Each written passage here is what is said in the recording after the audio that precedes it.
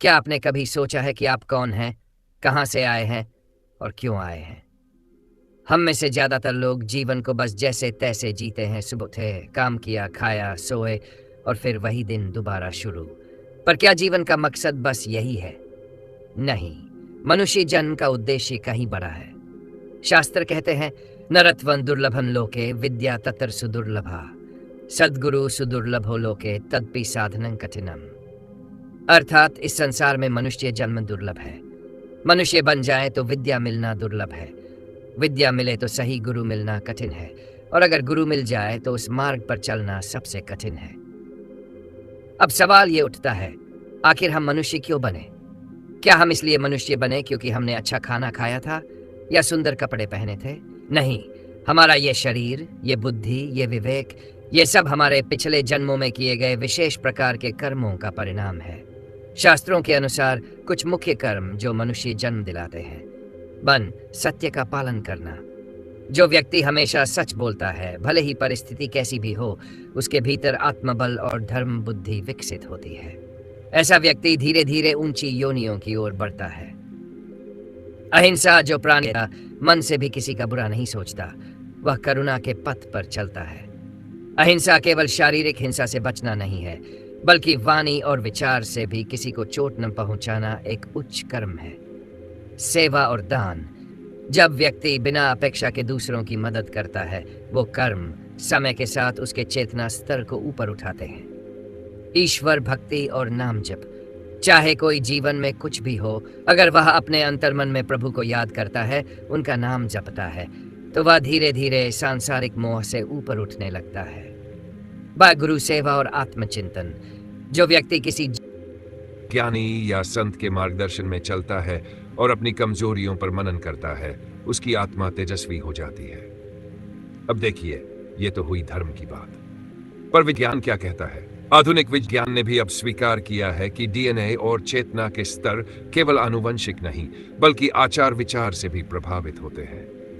Epigenetics कहती है, आप जो सोचते हैं, जैसा जीवन जीते हैं, वो आने वाली पीढ़ियों में भी उतरता है। यानी कर्म का सिद्धांत केवल आध्यात्मिक नहीं, वैज्ञानिक भी है। अब एक और रोचक सवाल, क्या हम बार बार मनुष्य बनते हैं? नहीं, जरूरी नहीं। अगर इस जन्म में हम दुष्कर्म, लोभ, अहंकार, हिंसा, वासना में डूब गए, तो अगला जन्म नीच योनि में हो सकता है। गरुड़ पुराण, भागवत महापुराण में स्पष्ट कहा गया है, जो व्यक्ति मनुष्य होते हुए भी नैतिकता और धर्म का पालन नहीं करता, वो पतन की ओर जाता है। कई बार लोग पूछते हैं, इतने सारे लोग हैं, सब मनुष्य है, पर सोच इतनी अलग क्यों है? क्योंकि सबका मनुष्य जन्म एक समान कारण से नहीं हुआ।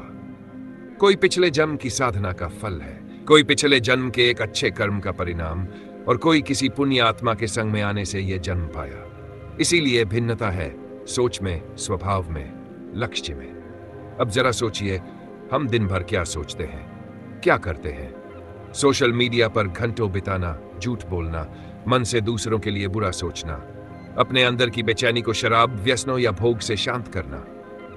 क्या ये वो जीवन है जिसके लिए हमें आसित लाख योनियों से गुजर कर यह जन्म मिला? नहीं भाई, ये जीवन बड़ा है। इस जीवन को पहचानो। इस जन्म में आपके पास है विवेक, प्रेम की शक्ति, आत्मचिंतन की क्षमता और सबसे महत्वपूर्ण, अपने कर्मों को पलटने की ताकत। अगर आप अभी से अच्छे कर्म करेंगे तो अगला जन्म भी उन्नत होगा और इस जीवन में भी शांति, संतुलन और सत्य की अनुभूति मिलेगी। तो आज का ये वीडियो केवल ज्ञान नहीं, एक दर्पण है। अगर आपने इसे अब तक देखा है तो निश्चित मानिए आपकी आत्मा जाग रही है।